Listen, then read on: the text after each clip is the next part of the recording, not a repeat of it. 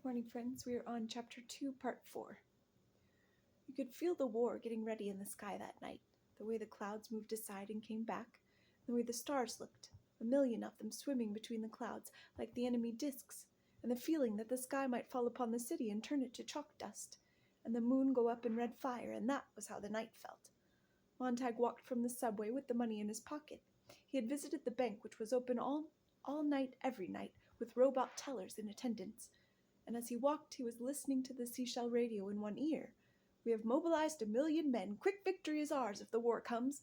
Music flooded over the voice quickly, and it was gone. 10,000,000 men mobilized, Faber's voice whispered in his other ear. "But say 1,000,000, it's happier." "Faber." "Yes?"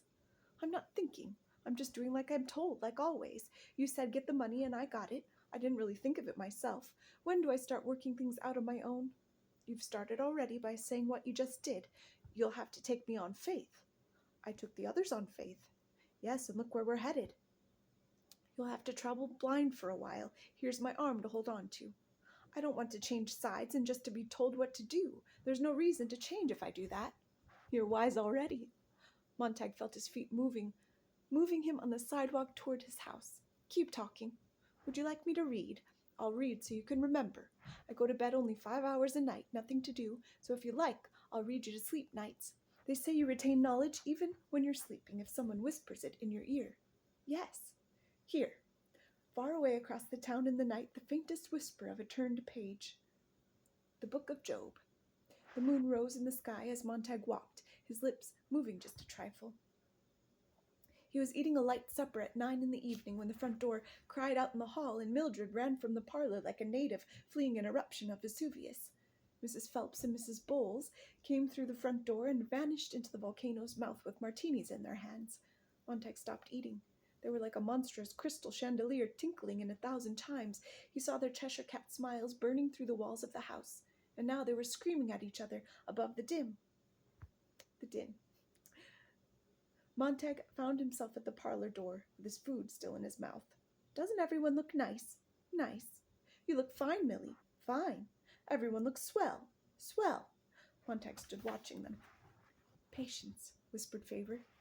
"I shouldn't be here," whispered Montag, almost to himself. "I should be on my way back to you with money." "Tomorrow's time enough. Careful." "Isn't this show wonderful?" cried Mildred. "Wonderful." On one wall a woman smiled and drank orange juice simultaneously. How does she do both at once? Thought Montag insanely. On the other walls an X-ray of the same woman revealed the contracting journey of the refreshing beverage on its way to her delighted stomach. Abruptly the room took off in a rocket flight into the clouds.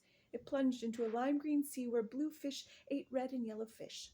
A minute later 3 white cartoon clowns chopped off each other's limbs to the accompaniment of immense incoming tides of laughter.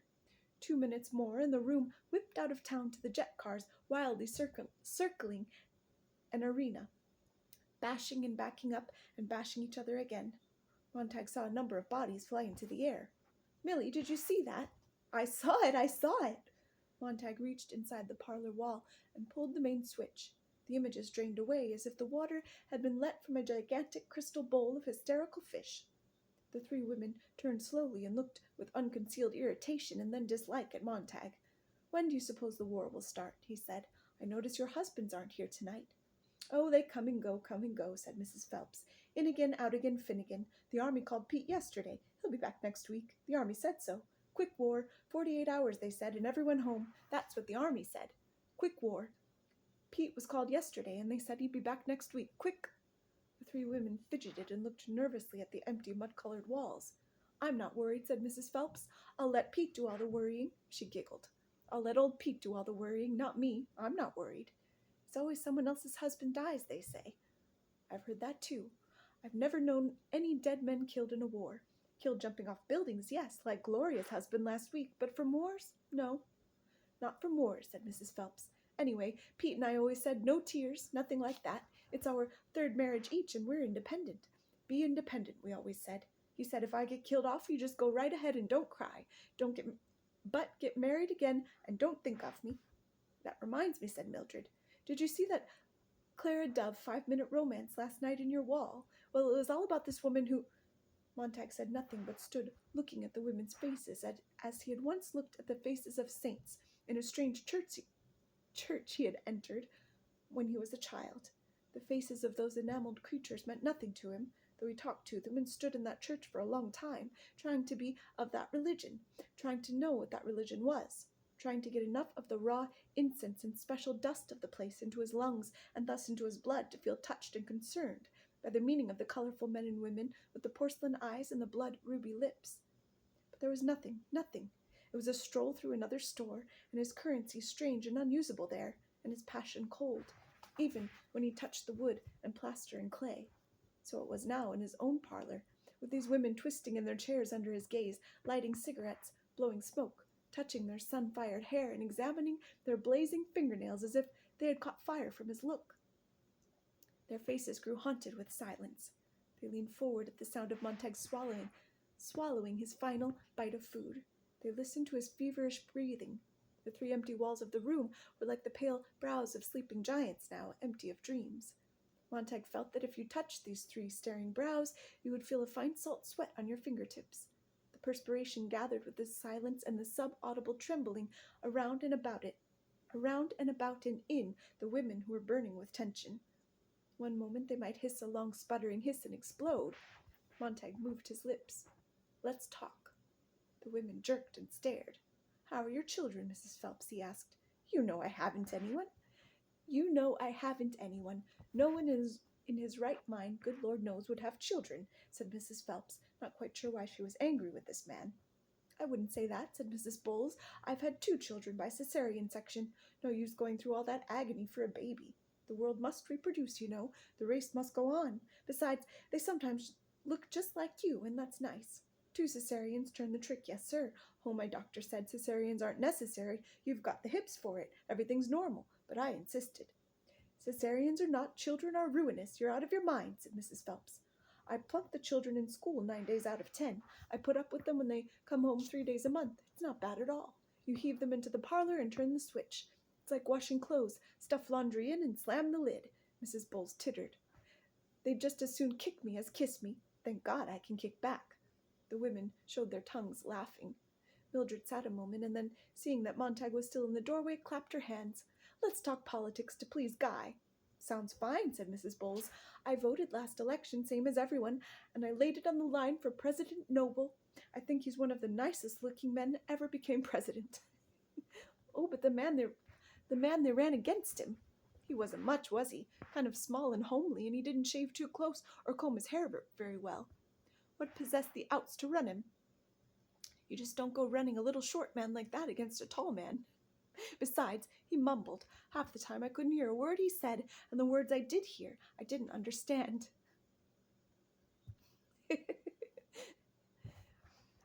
"Fat, too, and didn't dress to hide it. No wonder the landslide was for Winston Noble. Even their names helped. Compare Winston Noble with Hubert Hogue for 10 seconds, and you can almost figure the results." "Damn it," cried Montag. "What do you know about Hogue and Noble?" "Why, they were right in that parlor wall not 6 months ago. One was always picking his nose. It drives me wild." "Well, Mr. Montag," said Mrs. Phelps, "do you want us to vote for a man like that?" Mildred beamed. "You just run away from the door, Guy, and don't make us nervous." But Montag was gone, and back in a minute with a book in his hand. "Guy! Damn it all, damn it all, damn it! What have you got there? Isn't that a book? I thought that all that special training these days was done by film." Mrs. Phelps blinked. "You're reading up on fireman theory." "Theory, hell," said Montag. "It's poetry." "Montag," a whisper. "Leave me alone." Montag felt himself turning in a great circling roar and buzz and hum. "Montag, hold on, don't. Did you hear them? Did you hear these monsters talking about monsters? Oh, God, the way they jabber about people and their own children and themselves, and the way they talk about their husbands, and the way they talk about war. Damn it, I stand here and I can't believe it." "I didn't say a single word about any war, I'll have you know," said Mrs. Phelps. "As for poetry, I hate it," said Mrs. Bowles. "Have you ever heard any?" "Montag," Faber's voice scraped away at him. "You'll ruin everything. Shut up, you fool." All 3 women were on their feet. "Sit down." They sat. "I'm going home," quavered Mrs. Bowles. Montag, please, in the name of God, what are you up to?" pleaded Faber. "Why don't you just read us one of those poems from your little book?" Mrs. Phelps nodded. "I think that'd be very interesting." "It's not right," wailed Mrs. Bowles. "We can't do that." "Well, look at Mr. Montag. He wants to. I know he does. And if we listen nice, Mr. Montag will be happy, and then maybe we can go on and do something else." She glanced nervously at the long emptiness of the walls enclosing them. "Montag, go through with this and I'll cut off. I'll leave." The beetle jabbed his ear. "What good is this? What'll you prove?" Scare hell out of 'em, that's what. Scare the living daylights out." Mildred looked at the empty air. "Now, Guy, just who are you talking to?" A silver needle pierced his brain. "Montag, listen. Only one way out. Play it as a joke. Cover up. Pretend you aren't mad at all. And then walk to your wall incinerator and throw the book in." Mildred had already anticipated this in a quavery voice. "Ladies, once a year, every fireman's allowed to bring one book home from the old days to show his family how silly it all was, how nervous that sort of thing can make you, how crazy. Guy's surprise tonight is to read you one sample to show how mixed up things were, so none of us will ever have to bother our little heads about that junk again. Isn't that right, darling?" He crushed the book in his fists. "Say yes." His mouth moved like Faber's. "Yes." Mildred snatched the book with a laugh. "Here, read this one. No, I take it back. Here's that real funny one you read out loud today. Ladies, you won't understand a word. It goes umpty-tumpty-ump. Go ahead, Guy. That page, dear." He looked at the open page. A fly stirred its wings softly in his ear. "Read." "What's the title, dear?" "Dover Beach." His mouth was numb. "Now read in a nice clear voice and go slow." The room was blazing hot. He was all fire. He was all coldness. They sat in the middle of an empty desert with 3 chairs and him standing, swaying, and him waiting for Mrs. Phelps to stop straightening her dress hem, and Mrs. Bowles to take her fingers away from her hair.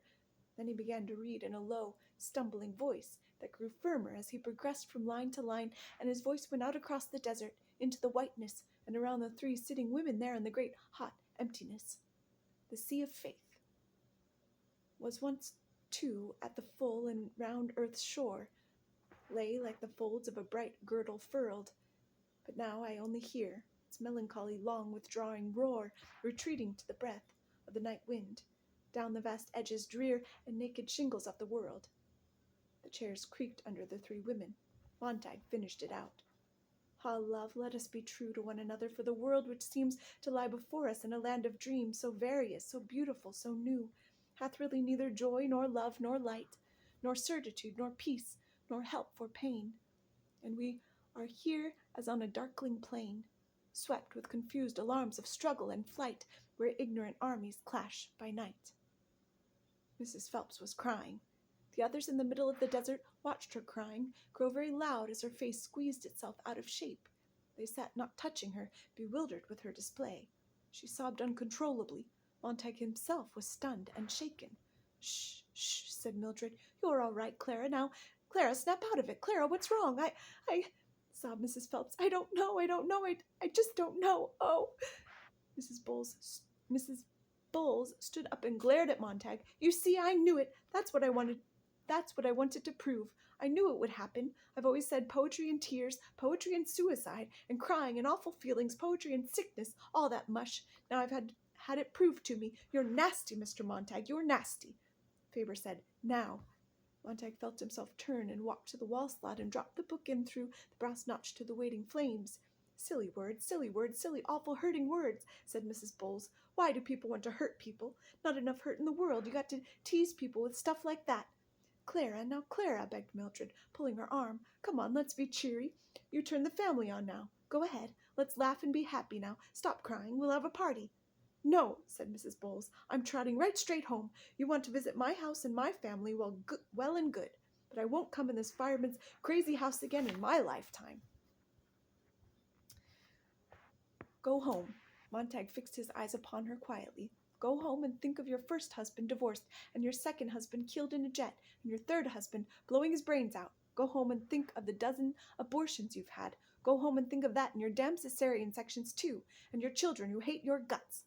Go home and think how it all happened, and what did you ever do to stop it? Go home," he yelled, "before I knock you down and kick you out the door." The door slammed and the house was empty. Montag stood alone in the winter weather, with the parlor walls the color of dirty snow. In the bathroom, water ran. He heard Mildred shake the sleeping tablets into her hand. "Fool, Montag, fool. Oh, God, you silly fool. Shut up." He pulled the green bullet from his ear and jammed it into his pocket. It sizzled faintly. "Fool. He searched the house and found the books where Mildred had stacked them behind the refrigerator. Some were missing, and he knew that she had started on her own slow process of dispersing the dynamite in her house, stick by stick. But he was not angry now, only exhausted and bewildered with himself. He carried the books into the backyard and hid them in bushes and near the alley fence, for tonight only, he thought, in case she decides to do any more burning.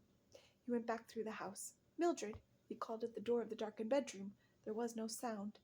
Outside, crossing the lawn on his way to work, he tried not to see how completely dark and deserted Clarice McClellan's house was. Have a good day, friends.